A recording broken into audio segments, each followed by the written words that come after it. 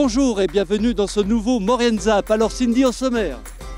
Eh bien Gilbert, au sommaire de cette nouvelle émission, récolte de fonds et de matériel à la patinoire de Saint-Jean-de-Maurienne pour le Liban. Et pour terminer, essai d'un bus électrique par la société Transalp.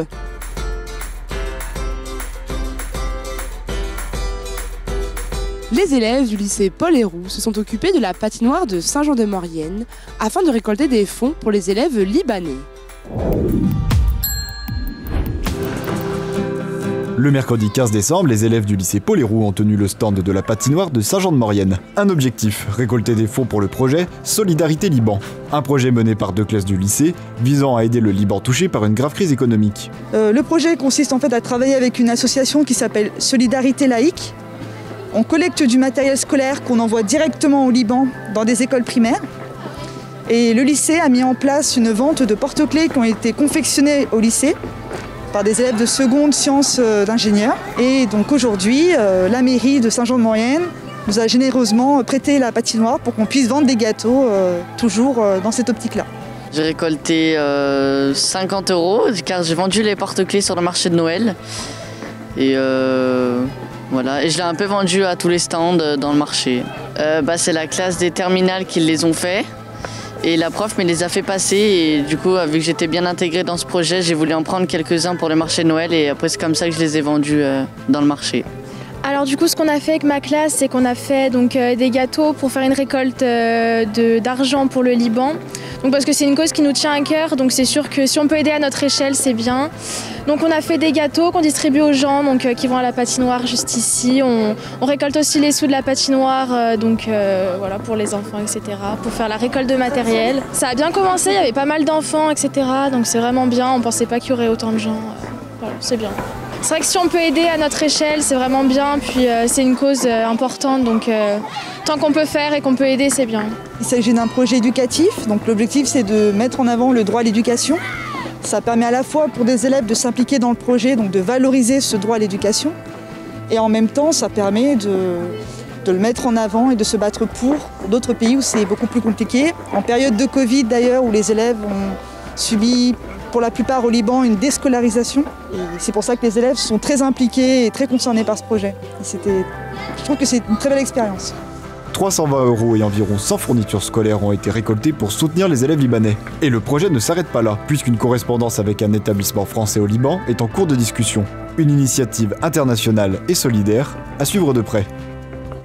C'est sous la neige que la société Transalp a réalisé des tests avec un bus électrique. Le projet est d'investir à l'avenir dans cette nouvelle technologie.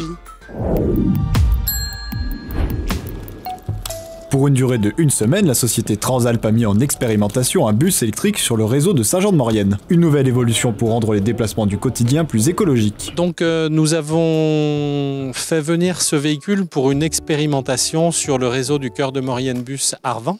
C'est un véhicule de la marque Carsan de type Geste. C'est un véhicule 100% électrique et donc 0 émission.